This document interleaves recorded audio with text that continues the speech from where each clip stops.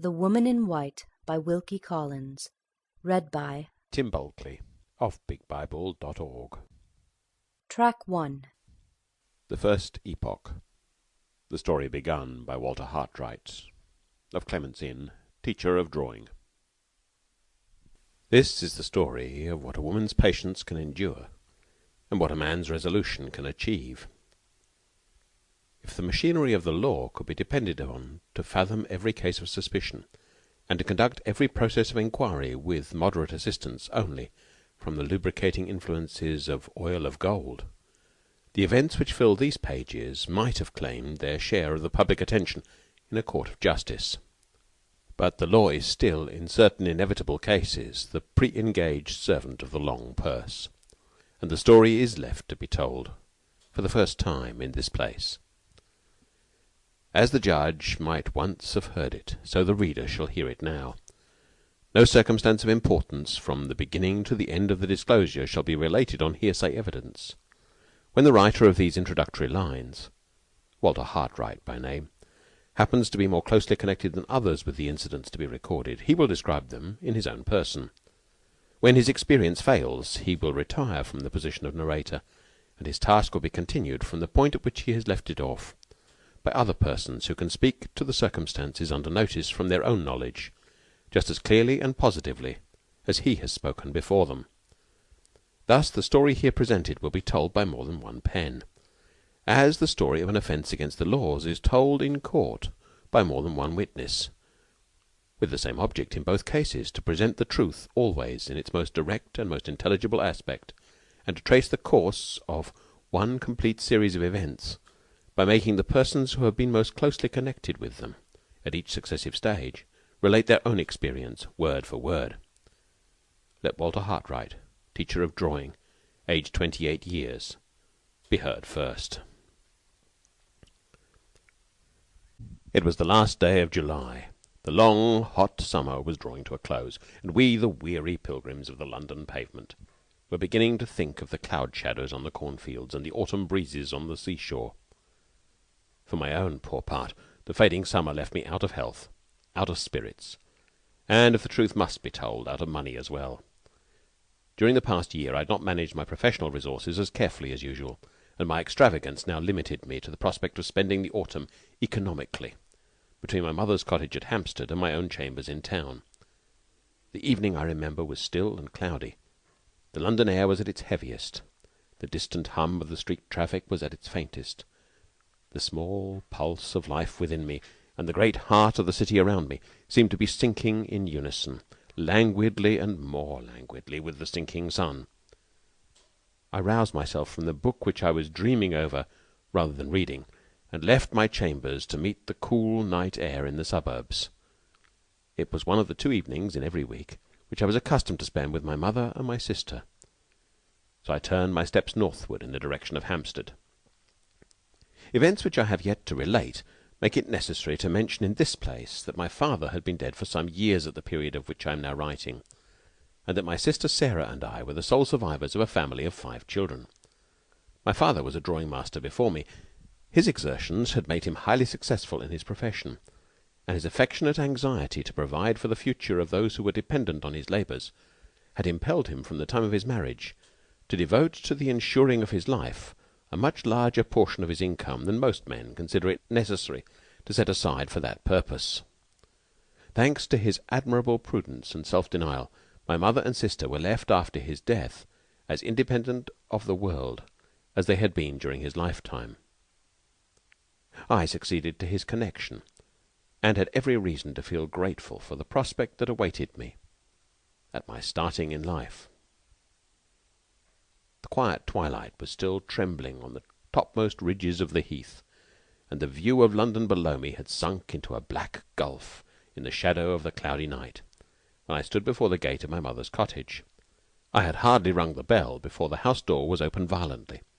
My worthy Italian friend, Professor Peshka, appeared in the servant's place, and darted out joyously to receive me, with a shrill foreign parody of an English cheer. On his own account, and I must be allowed to add on mine also, the Professor merits the honour of a formal introduction. Accident has made him the starting point of the strange family story which it is the purpose of these pages to unfold. I had first become acquainted with my Italian friend by meeting him at certain great houses where he taught his own language and I taught drawing. All I then knew of the history of his life was he had once held a position in the University of Padua, that he had left Italy for political reasons, the nature of which he uniformly declined to mention to anyone, and that he had been for many years respectably established in London as a teacher of languages. Without being actually a dwarf, for he was perfectly well proportioned from head to foot, Peshka was, I think, the smallest human being I ever saw out of a show-room. Remarkable anywhere by his personal appearance, he was still further distinguished among the rank and file of mankind by the harmless eccentricity of his character. The ruling idea of his life appeared to be that he was bound to show his gratitude to the country which had afforded him an asylum and a means of subsistence by doing his utmost to turn himself into an Englishman. Not content with paying the nation in general the compliment of invariably carrying an umbrella and invariably wearing gaiters and a white hat, the Professor further aspired to become an Englishman in his habits and amusements, as well as in his personal appearance. Finding us distinguished as a nation by our love of athletic exercises, the little man, in the innocence of his heart, devoted himself impromptu to all our English sports and pastimes whenever he had the opportunity of joining them, firmly persuaded that he could adopt our national amusements of the field by an effort of will, precisely as he had adopted our national gaiters and our national white hat. I had seen him risk his limbs blindly at a fox hunt, and in a cricket field, and soon afterwards I saw him risk his life just as blindly in the sea at Brighton. We had met there accidentally, and were bathing together. If we had been engaged in any exercise particular to my own nation, I should, of course, have looked after Peshka carefully. But as foreigners are generally quite as well able to take care of themselves in the water as Englishmen, it never occurred to me that the art of swimming might merely add one more to the list of manly exercises which the Professor believed that he could learn impromptu. Soon after we had both struck out from the shore, I stopped, finding my friend did not gain on me, and turned around to look for him. To my horror and amazement, I saw nothing between me and the beach but two little white arms which struggled for an instant above the surface of the water, and then disappeared from view. When I dived for him, the poor little man was lying quietly coiled up at the bottom, in a hollow of shingle, looking by many degrees smaller than I'd ever seen him look before. During the few minutes that elapsed while I was taking him in, the air revived him, and he ascended the steps of the machine with my assistance. With the partial recovery of his animation came the return of his wonderful delusion on the subject of swimming. As soon as his chattering teeth would let him speak, he smiled vacantly, and said he thought it must have been the cramp. When he thoroughly recovered himself, and had joined me on the beach, his warm southern nature broke through all artificial English restraints in a moment.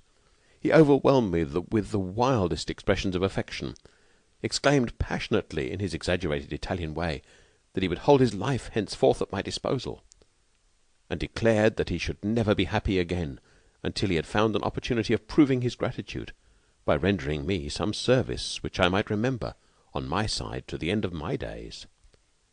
I did my best to stop the torrent of his tears and protestations by persisting in treating the whole adventure as a good subject for a joke, and succeeded at last, as I imagined, in lessening Peshka's overwhelming sense of obligation to me. Little did I think then, little did I think afterwards, when our pleasant holiday had drawn to an end, that the opportunity of serving me, for which my grateful companion so ardently longed, was soon to come, that he was eagerly to seize it on an instant, and that by doing so he was to turn the whole current of my existence into a new channel, and to alter me to myself almost past recognition. Yet so it was, for if I had not dived for Professor Peshka when he lay under the water on his shingle bed, I should in all human probability never have been connected with the story which these pages will relate. I should never, perhaps, have heard even the name of the woman who has lived in all my thoughts, who has possessed herself of all my energies, who has become the one guiding influence that now directs the purpose of my life. Pesca's face and manner on the evening when we confronted each other at my mother's gate were more than sufficient to inform me that something extraordinary had happened. It was quite useless, however, to ask him for an immediate explanation.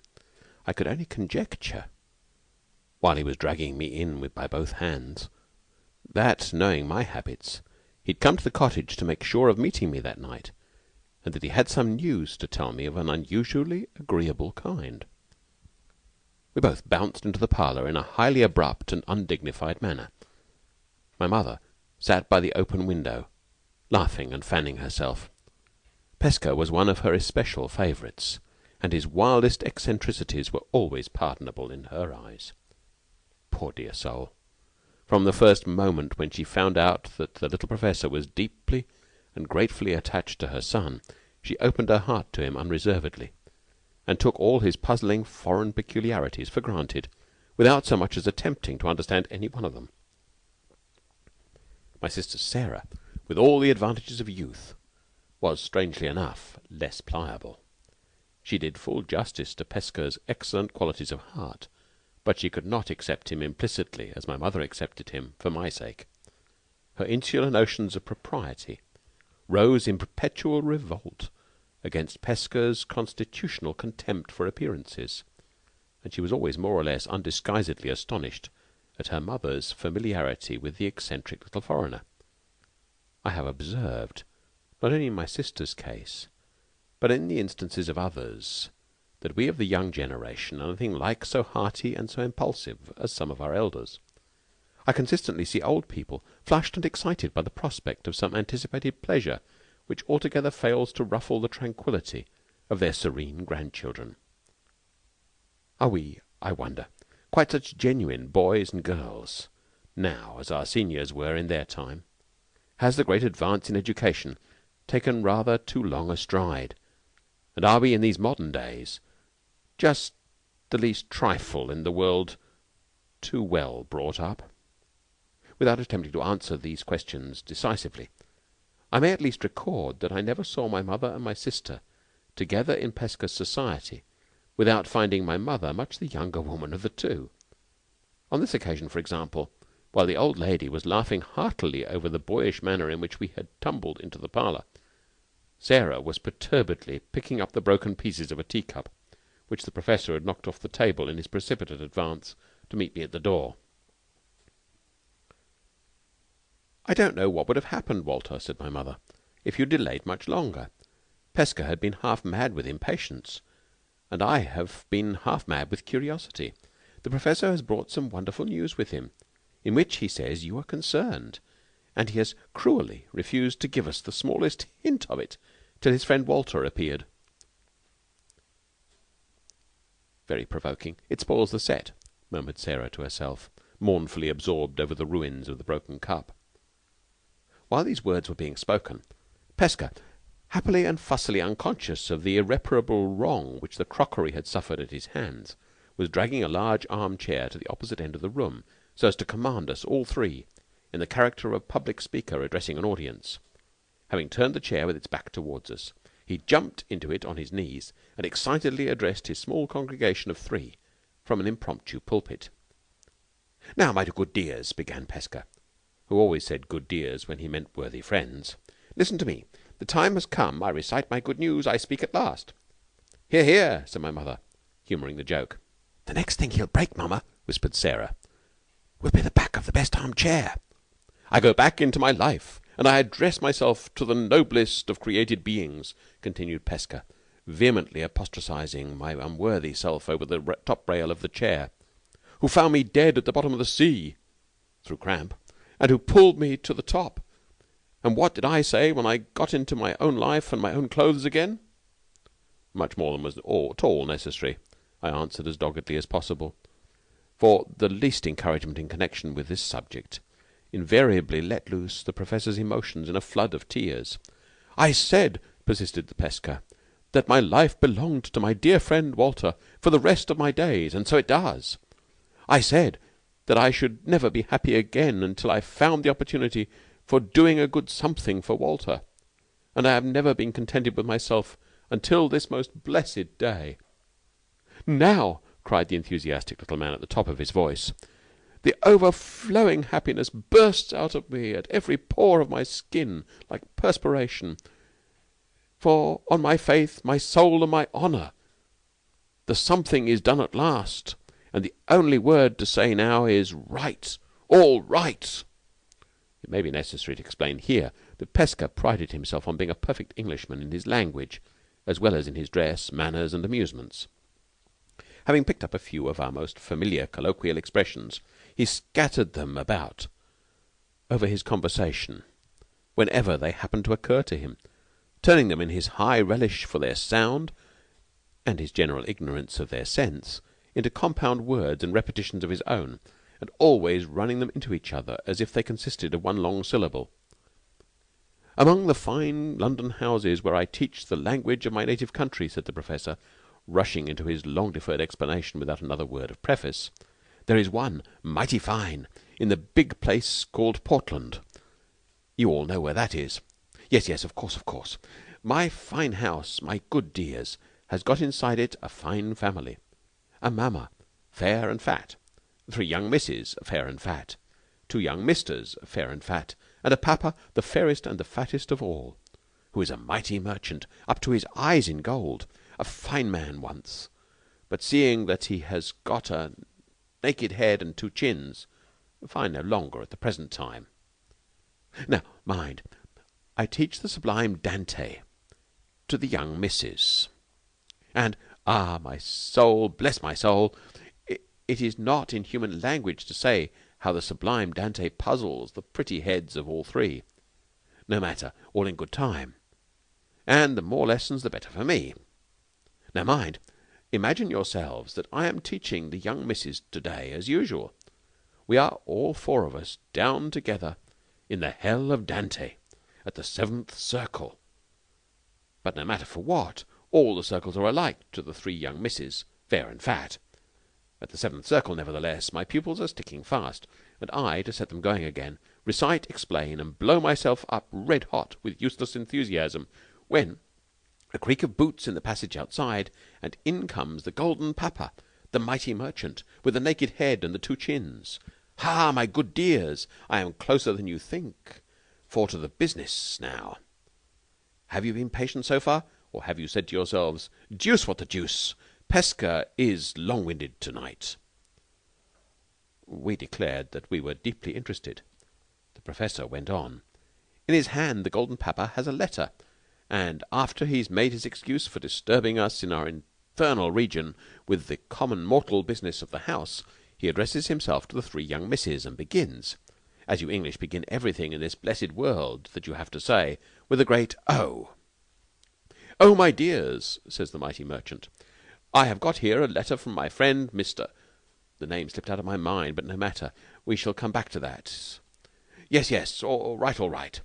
So the papa says, I have got a letter from my friend the Mr., and he wants a recommend from me of a drawing master to go down to his house in the country. My soul, bless my soul! When I heard the golden papa say those words, if I had been big enough to reach up to him, I should have put my arms round his neck and pressed him to my bosom in a long and grateful hug. As it was, I only bounced upon my chair. My seat was on thorns, and my soul was on fire to speak, but I held my tongue and let papa go on. "Perhaps you know," says this good man of money, twiddling his friend's letter this way and that, in his golden fingers and thumbs, "perhaps you know, my dears, of a drawing master that I can recommend." The 3 young misses all look at each other, and then say, with the indispensable great O to begin, "Oh, dear no, papa. But here is Mr. Pesca." At the mention of myself, I can hold no longer. The thought of you, my good dears, mounts like blood to my head. I start from my seat as if a spike had grown up from the ground through the bottom of my chair. I address myself to the mighty merchant, and I say, English phrase, "Dear sir, I have the man, the first and foremost drawing master of the world. Recommend him by the post to-night, and send him off bag and baggage." English phrase again. Ha! "Send him off bag and baggage by the train to-morrow." "Stop, stop," says papa. "Is he a foreigner or an Englishman?" "Englishman to the bone of his back," I answer. "Respectable?" says papa. "Sir," I say. for this last question of his outrages me, and I have done being familiar with him. Sir, the immortal fire of genius burns in this Englishman's bosom, and what is more, his father had it before him. Never mind, says the golden barbarian of a papa. Never mind about his genius, Mr. Pesca. We don't want genius in this country unless it's accompanied by respectability. And then we are very glad to have it, very glad indeed. Can your friend produce testimonials? Letters that speak to his character? I wave my hand negligently. Letters, I say. Ha! My soul, bless my soul, I should think so indeed. Volumes of letters and portfolios of testimonials, if you like. 1 or 2 will do, says this man of phlegm and money. Let him send them to me with his name and address. And stop, Mr. Pesca, before you go to your friend, you had better take a note. Banknote? I say indignantly. No banknote, if you please, till my brave Englishman has earned it first. Banknote? Says Papa in great surprise. Who talked of banknote? I mean a note of the terms, a memorandum of what he is expected to do. Go on with your lesson, Mr. Pesca, and I will give you the necessary extract from my friend's letter. Down sits the man of merchandise and money to his pen, ink, and paper, and down I go once again into the hell of Dante, with the 3 young misses after me. In 10 minutes' time the note is written. The boots of Papa are creaking themselves away in the passage outside. From that moment, on my faith and soul and honour, I know nothing more. The glorious thought that I have caught my opportunity at last, and that my grateful service for my dearest friend in the world is as good as done already, flies up into my head and makes me drunk. How I pull my young missus and myself out of the infernal region again, and how my other business is done afterwards, how my little bit of dinner slides itself down my throat, I know no more than a man in the moon. Enough for me that here I am, with the mighty merchant's note in my hand, as large as life, as hot as fire, and as happy as a king. Ha, ha, ha! Right, all right! Here the Professor waved the memorandum of terms above his head, and ended his long and voluble narrative with his shrill Italian parody of an English cheer. My mother rose the moment he had done, with flushed cheeks and brightened eyes. She caught the little man warmly by both hands. "My dear, good Pesca," she said, "I never doubted your true affection for Walter, but I am more than ever persuaded of it now." "I am sure we are very much obliged to Professor Pesca for Walter's sake," added Sarah. She half rose while she spoke, as if to approach the arm-chair in her turn, but observing that Pesca was rapturously kissing my mother's hands, looked serious and resumed her seat. "If the familiar little man treats my mother that way, how will he treat me?" Faces sometimes tell truth, and that was unquestionably the thought in Sarah's mind as she sat down again. Although I myself was gratefully sensible of the kindness of Pesca's motives, my spirits were hardly so much elevated as they ought to have been by the prospect of future employment now placed before me. When the Professor had quite done with my mother's hand, and when I had warmly thanked him for his interference on my behalf, I asked to be allowed to look at the note of terms which his respectable patron had drawn up for my inspection. Pesca handed me the paper with a triumphant flourish of the hand. "Read," said the little man majestically. "I promise you, my friend, the writing of the Golden Papa speaks with a tongue of trumpets for itself." The note was plain, straightforward, and comprehensive, at any rate. It informed me, first, that Frederick Fairley, Esquire, of Limmeridge House, Cumberland, wanted to engage the services of a thoroughly competent drawing-master for a period of 4 months certain. Second, that the duties which the master was expected to perform would be of a twofold kind. He was to superintend the instruction of 2 young ladies in the art of painting in water-colours, and he was to devote his leisure time afterwards to the business of repairing and mounting a valuable collection of drawings which had suffered to fall into a condition of total neglect. Thirdly, that the terms offered to the person who should undertake and properly perform these duties were 4 guineas a week, and that he was to reside at Limmeridge House, and that he was to be treated there on the footing of a gentleman. Fourthly, and lastly, that no person need think of applying for this situation unless he could furnish the most unexceptionable references to character and abilities. The references were to be sent to Mr. Fairlie's friend in London, who was empowered to conclude all necessary arrangements. These instructions were followed by the name and address of Pesca's employer in Portland Place, and there the note or memorandum ended. The prospect which this offer of an engagement held out was certainly an attractive one. The employment was likely to be both easy and agreeable. It was proposed to me at the autumn time of the year, when I was least occupied, and the terms, judging by my personal experience in my profession, were surprisingly liberal. I knew this. I knew that I ought to consider myself very fortunate if I succeeded in securing the offered employment. And yet, no sooner had I read the memorandum than I felt an inexplicable unwillingness within me to stir in the matter. I had never in the whole of my previous experience found my duty and my inclination so painfully and so unaccountably at variance as I found them now. "Oh, Walter, your father never had such a chance as this," said my mother, when she had read the note of terms and handed it back to me. "Such distinguished people to know," remarked Sarah, straightening herself in the chair, "and on such gratifying terms of equality, too." Yes, the terms in every sense are tempting enough," I replied impatiently. "But before I send my testimonials, I should like a little time to consider—" "Consider!" exclaimed my mother. "Why, Walter, what is the matter with you?" "Consider!" echoed my sister. "What a very extraordinary thing to say under the circumstances." "Consider!" chimed in the Professor. "What is there to consider about? Answer me this. Have you not been complaining of your health? And have you not been longing for what you call a smack of the country breeze? Well, there in your hand is the paper that offers you perpetual choking mouthfuls of country breeze for 4 months' time. Is it not so? Ha! Again you want money. Well, is 4 golden guineas a week nothing? My soul bless my soul! Only give it to me, and my boots shall creak like the golden papas with a sense of overpowering richness of the man who walks in them. 4 guineas a week! And more than that, the charming society of 2 young misses, and more than that, your bed, your breakfast, your dinner, and your gorging English teas and lunches, and drinks of foaming beer, and all for nothing. Why, Walter, my dear good friend, deuce what the deuce! For the first time in my life I have not eyes enough in my head to look and wonder at you."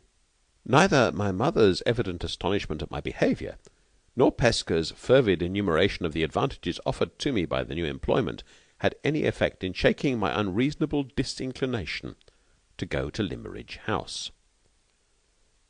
After starting all the petty objections that I could think of to going to Cumberland, and after hearing them answered, one after another, to my own complete discomfiture, I tried to set up a last obstacle by asking what was to become of my pupils in London while I was teaching Mr. Fairlie's young ladies to sketch from nature. The obvious answer to this was that the greater part of them would be away on their autumn travels, and that the few who remained at home might be confided to the care of one of my brother drawing masters, whose pupils I had once taken off his hands under similar circumstances. My sister reminded me that this gentleman had expressly placed his services at my disposal during the present season, in case I wished to leave town. My mother seriously appealed to me not to let an idle caprice stand in the way of my own interests and my own health, and Pesca piteously entreated that I would not wound him to the heart by rejecting the first grateful offer of service that he had been able to make to the friend who had saved his life. The evident sincerity and affection which inspired these remonstrances would have influenced any man with an atom of good feeling in his composition, though I could not conquer my own unaccountable perversity. I had at least virtue enough to be heartily ashamed of it, and to end the discussion pleasantly by giving way, and promising to do all that was wanted of me. The rest of the evening passed merrily enough in humorous anticipations of my coming life with the 2 young ladies in Cumberland. Pesca, inspired by our national grog, which appeared to get into his head in the most marvellous manner, 5 minutes after it had gone down his throat, asserted his claims to be considered a complete Englishman by making a series of speeches in rapid succession, proposing my mother's health, my sister's health, my health, and the healths in the mass of Mr. Fairley and the two young misses, pathetically returning thanks himself immediately afterwards for the whole party. "A secret, Walter," said my little friend confidentially, as we walked home together. "I am flushed by the recollection of my own eloquence. My soul bursts itself with ambition. One of these days I go into your noble Parliament. It is the dream of my whole life to be Honourable Pesca MP." The next morning I sent my testimonials to the Professor's employer in Portland Place. 3 days passed, and I concluded with secret satisfaction that my papers had not been found sufficiently explicit. On the 4th day, however, an answer came. It announced that Mr. Fairley had accepted my services and requested me to start for Cumberland immediately. All the necessary instructions for my journey were carefully and clearly added in a postscript.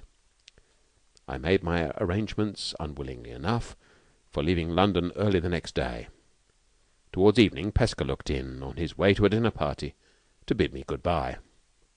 "I shall dry my tears in your absence," said the Professor gaily, "with this glorious thought.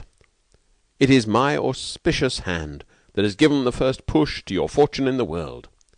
Go, my friend. When your sun shines in Cumberland, English proverb, in the name of heaven make your hay. Marry one of the young misses. Become Honourable Hartright MP. And when you are at the top of the ladder, remember that Pesca at the bottom has done it all." I tried to laugh with my little friend over his parting jest, but my spirits were not to be commanded. Something jarred in me almost painfully while he was speaking his light farewell words. When I was left alone again, nothing remained to be done but to walk to the Hampstead cottage and bid my mother and Sarah good-bye. 4. The heat had been painfully oppressive all day, and it was now a close and sultry night. My mother and sister had spoken so many last words, and had begged me to wait another 5 minutes so many times, that it was nearly midnight when the servant locked the garden gate behind me. I walked forward a few paces on the shortest way back to London, then stopped and hesitated. The moon was full and broad in the dark blue starless sky, and the broken ground of the heath looked wild enough in the mysterious light to be hundreds of miles away from the great city that lay beneath it. The idea of descending any sooner than I could help into the heat and gloom of London repelled me. The prospect of going to bed in my airless chambers, and the prospect of gradual suffocation, seemed in my present restless state of mind and body to be one and the same thing. I determined to stroll home in the purer air by the most roundabout way I could take, to follow the white winding paths across the lonely heath, and to approach London through its most open suburb, by striking into Finchley Road, and so getting back in the cool of the new morning to the western side of Regent's Park. I wound my way down slowly over the heath, enjoying the divine stillness of the scene, and admiring the soft alternations of light and shade as they followed each other over the broken ground on every side of me. So long as I was proceeding through this first and prettiest part of my night walk, my mind remained passively open to the impressions produced by the view, and I thought but little on any subject. Indeed, so far as my own sensations were concerned, I can hardly say I thought at all. But when I had left the heath and turned into the by-road, where there was less to see, the ideas naturally engendered by the approaching change in my habits and occupations gradually drew more and more of my attention exclusively to themselves. By the time I had arrived at the end of the road, I had become completely absorbed in my own fanciful visions of Limmeridge House, of Mr. Fairley, and of the two ladies whose practice in the art of water-colour painting I was so soon to superintend. I had now arrived at that particular point on my walk where 4 roads met: the road to Hampstead, along which I had returned, the road to Finchley, the road to West End, and the road back to London. I had mechanically turned in this latter direction, and was strolling along the lonely high road, idly wondering, I remember, what the Cumberland young ladies would look like, when in one moment every drop of blood in my body was brought to a stop by the touch of a hand laid lightly and suddenly on my shoulder from behind me. I turned on the instant, with my fingers tightening round the handle of my stick. There, in the middle of the broad, bright high road, there, as if it had that moment sprung out of the earth or dropped from the heaven, stood the figure of a solitary woman, dressed from head to foot in white garments, her face bent in grave inquiry on mine, her hand pointing to the dark cloud over London as I faced her. I was far too seriously startled by the suddenness with which this extraordinary apparition stood before me in the dead of night and in that lonely place, to ask what she wanted. The strange woman spoke first. "Is that the road to London?" she said. I looked attentively at her as she put that singular question to me. It was nearly 1 o'clock.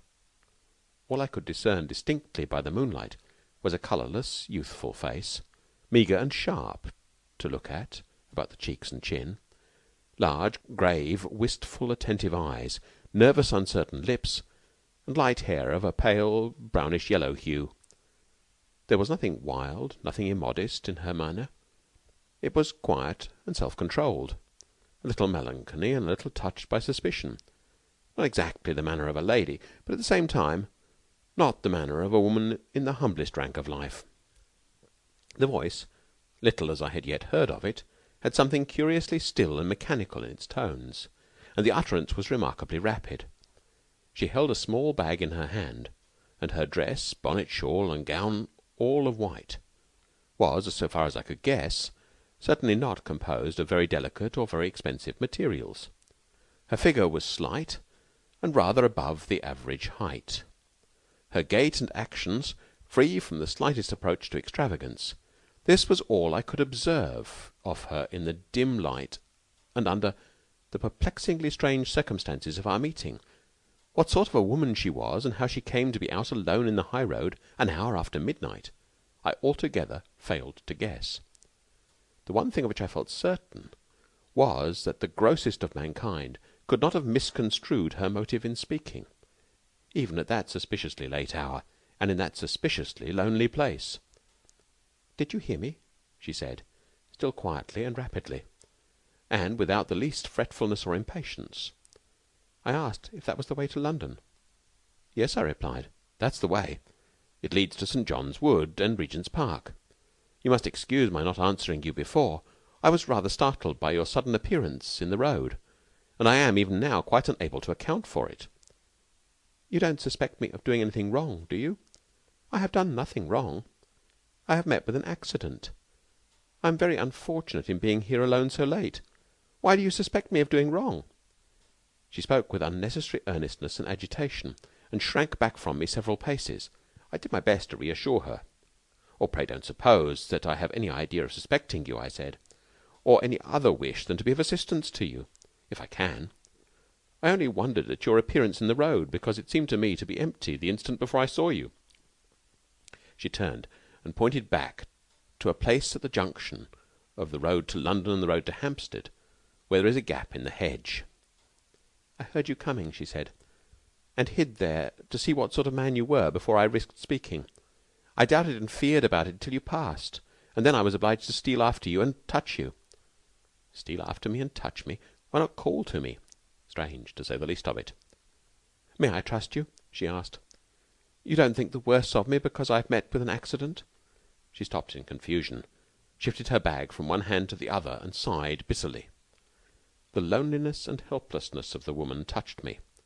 The natural impulse to assist her and to spare her got the better of the judgment, the caution, the worldly tact which an older, wiser, and colder man might have summoned to help him in this strange emergency. "You may trust me for any harmless purpose," I said. "If it troubles you to explain your strange situation to me, don't think of returning to the subject again. I've no right to ask you for any explanations. Tell me how I can help you, and if I can, I will." "You're very kind, and I'm very, very thankful to have met you." The first touch of womanly tenderness that I had heard from her trembled in her voice as she said these words.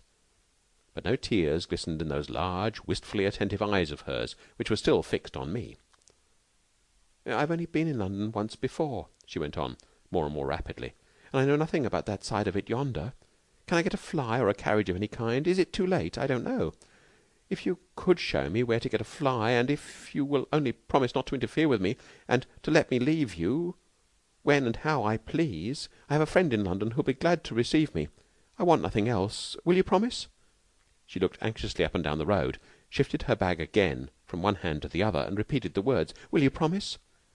with a look hard in my face, with a pleading fear and confusion that it troubled me to see. What could I do? Here was a stranger utterly and helplessly at my mercy, and that stranger a forlorn woman. No house was near. No one was passing whom I could consult. No earthly right existed on my part to give me a power of control over her, even if I had known how to exercise it. I trace these lines self-distrustfully, with the shadows of after events darkening the very paper I write on. And still I say, what could I do? What I did do was try and gain time by questioning her. "Are you sure that your friend in London will receive you at such a late hour as this?" I said. "Quite sure. Only say you will let me leave you when and how I please. Only say you won't interfere with me. Will you promise?" As she repeated the words for the third time, she came close to me and laid her hand, with a sudden gentle stealthiness, on my bosom. A thin hand, a cold hand when I removed it with mine, even on that sultry night. Remember that I was young. Remember that the hand that touched me was a woman's. "Will you promise?" "Yes." One word. The little familiar word that is on everyone's lips every hour of the day. Oh me! And I tremble now when I write it. We set our faces towards London, and walked on together in the first still hour of the new day. I and this woman, whose name, whose character, whose story, whose objects in life, whose very presence at my side at that moment, were fathomless mysteries to me. It was like a dream. Was I Walter Hartright? Was this the well-known, uneventful road where holiday people strolled on Sundays? Had I really left, little more than an hour since, the quiet, decent, conventionally domestic atmosphere of my mother's cottage? I was too bewildered, too conscious also of a vague sense of something like self-reproach, to speak to my strange companion for some minutes. It was her voice again that first broke the silence between us. "I want to ask you something," she said suddenly. "Do you know many people in London?" "Yes, a great many." "Many men of rank and title?" There was an unmistakable tone of suspicion in the strange question. I hesitated about answering. "Some," I said, after a moment's silence. "Many?" She came to a full stop, then looked at me searchingly in the face. "Many men of the rank of baronet?"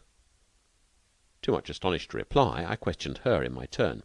"Why do you ask?" "Because I hope for my own sake that there is one baronet that you do not know." "Will you tell me his name?" "I can't. I daren't. I forget myself when I mention it." She spoke loudly and almost fiercely, raised her clenched hand in the air and shook it passionately, and then on a sudden controlled herself again, and added in tones lowered to a whisper, "Tell me which of them you know." I could hardly refuse to humour her in such a trifle, and I mentioned 3 names. 2 the names of fathers of families whose daughters I taught. 1 the name of a bachelor who had once taken me in a cruise on his yacht to make sketches for him.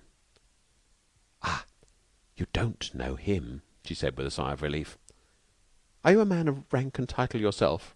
"Far from it. I'm only a drawing master." As the reply passed my lips, a little bitterly perhaps, she took my arm with the abruptness which characterized all her actions. "Not a man of rank and title," she repeated to herself. "Thank God, I may trust him." I had hitherto contrived to master my curiosity out of consideration for my companion, but it got the better of me now. "I'm afraid you have serious reason to complain of some man of rank and title?" I asked. "I'm afraid the baronet, whose name you are unwilling to mention to me, has done you some grievous wrong. Is he the cause of your being out here at this strange time of night?" "Don't ask me. Don't make me talk of it," she answered. "I'm not fit now. I have been cruelly used and cruelly wronged. You will be kinder than ever if you will walk on fast and not speak to me. I sadly want to quiet myself, if I can." We moved forward again at a quick pace, and for half an hour, at least, not a word passed on either side. From time to time, being forbidden to make any more inquiries, I stole a look at her face. It was always the same, the lips close shut, the brow frowning, the eyes looking straight forward, eagerly yet absently. We had reached the first houses, and were close to the new Wesleyan College, before her set features relaxed, and she spoke once more. "Do you live in London?" she said. "Yes," I answered. It struck me that she might have formed some intention of appealing to me for assistance or advice, and that I ought to spare her a possible disappointment by warning her of my approaching absence from home. So I added, "But tomorrow I shall be away from London for some time. I'm going into the country." "Where?" she asked. "North or south?" "North, to Cumberland." "Cumberland?" She repeated the word tenderly. "Ah, I wish I was going there too. I was once happy in Cumberland." I tried again to lift the veil that hung between this woman and me. "Perhaps you were born," I said, "in that beautiful lake country." "No," she answered. "I was born in Hampshire, but I once went to school for a little while in Cumberland. Lakes? I don't remember any lakes. It's Limmeridge village and Limmeridge House I should like to see again." It was my turn now to stop suddenly. In the excited state of my curiosity at that moment, the chance reference to Mr. Fairley's place of residence on the lips of my strange companion staggered me with astonishment. "Did you hear anybody calling after us?" she asked, looking up and down the road affrightedly. The instant I stopped. No, I was only struck by the name of Limmeridge House. I heard it mentioned by some Cumberland people a few days since." "Ah, not my people. Mrs. Fairley is dead, and her husband is dead, and their little girl may be married and gone away by this time. I can't say who lives at Limmeridge now. If any more are left there of that name, I only know I love them for Mrs. Fairley's sake." She seemed about to say more, but while she was speaking we came within view of the turnpike at the top of the Avenue Road. Her hand tightened round my arm, and she looked anxiously at the gate before us. "Is the turnpike man looking out?" she asked. He was not looking out. No one else was near the place when we passed through the gate. The sight of the gas lamps and houses seemed to agitate her and to make her impatient. "This is London," she said. "Do you see any carriage I can get? I'm tired and frightened. I want to shut myself in and be driven away." I explained to her that we must walk a little further to get to a cab stand, unless we were fortunate enough to meet with an empty vehicle, and then I tried to resume the subject of Cumberland. It was useless. The idea of shutting herself in and being driven away had now got full possession of her mind. She could think and talk of nothing else. We had hardly proceeded a third of the way down Avenue Road when I saw a cab draw up at a house a few doors below us, on the opposite side of the way. A gentleman got out and let himself in at the garden door. I hailed the cab, as the driver mounted the box again. When we crossed the road, my companion's impatience increased to such an extent that she almost forced me to run. "It's so late," she said. "I'm only in a hurry because it's so late." "Can't take you, sir, if you're not going towards Tottenham Court Road," said the driver civilly, when I opened the cab door. "My horse is dead beat. I can't get him to go no further than the stable." Yes, that will do for me. I'm going that way. I'm going that way." She spoke with breathless eagerness, and pressed by me into the cab. I had assured myself that the man was sober as well as civil before I let her enter the vehicle, and now, when she was seated inside, I entreated her to let me see her set down safely at her destination. No, she said vehemently. "I'm quite safe, and I'm quite happy now. If you're a gentleman, remember your promise. Let him drive on till I stop him. Thank you. Oh, thank you, thank you." My hand was on the cab door. She caught it in hers, kissed it, and pushed it away. The cab drove off at the same moment. I started into the road with some vague idea of stopping it again. I hardly knew why. Hesitated from dread of frightening and distressing her. Called at last, but not so loudly as to attract the driver's attention. The sound of the wheels grew fainter in the distance. The cab melted into the black shadows on the road. The woman in white was gone. 10 minutes or more had passed. I was still on the same side of the way, now mechanically walking forward a few paces, now stopping again absently. At one moment I found myself doubting the reality of my own adventure. At another I was perplexed and distressed by an uneasy sense of having done wrong, which yet left me confusedly ignorant of how I could have done right. I hardly knew where I was going, or what I meant to do next. I was conscious of nothing but the confusion of my own thoughts, when I was abruptly recalled to myself, awakened, I must almost say, by the sound of rapidly approaching wheels close behind me. I was on the dark side of the road, in the thick shadow of some garden trees, when I stopped to look round.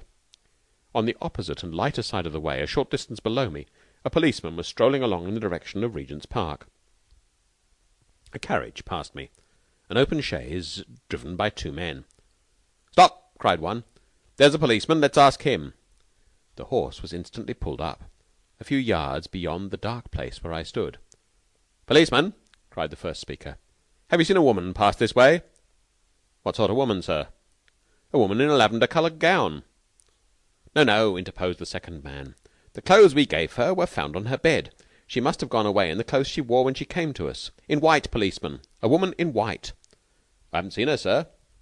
"If you or any of your men meet with the woman, stop her, and send her in careful keeping to that address. I'll pay all expenses, and a fair reward into the bargain." The policeman looked at the card that was handed down to him. "Why are we to stop her, sir? What's she done?" "Done? She's escaped from my asylum. Don't forget, a woman in white. Drive on." End of Track 1.